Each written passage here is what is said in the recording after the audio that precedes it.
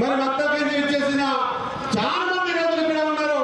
మీకు మనకంతా మత్తలు రైతు రెండు వేరు కాదు. ఇంతకుముందు మా కాంగ్రెస్ మాట్లాడుకుంటూ నేను మా ఇద్దరు మామూలని ఎద్దుల కట్టి ఒకే సంవత్సరం చేర్పిస్తాను. నాన్న అంత పని చేయదు.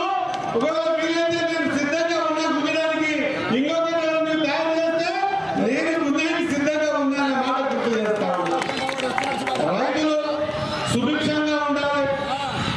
రైతు లేదే రాజ్యం లేదు, భోజ్యం లేదు కవి చెప్పాడు. రైతు లేకపోతే ఈ దేశానికి అన్నం పెట్టినోడే లేడు.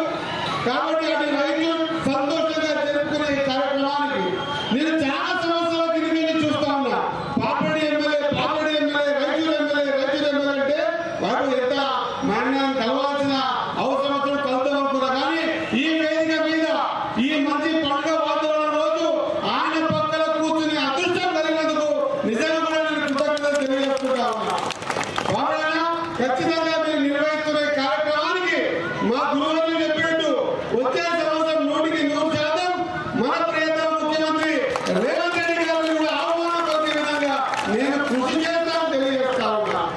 ఎప్పుడు కూడా రైతులంతా కూడా రైతులకి మక్కలున్న బంధం ఏంటంటే రైతుల్లో 80% తెలుగు మాట్లాడతారు, మా మక్కల్లో 80% కన్నడ మాట్లాడతారు.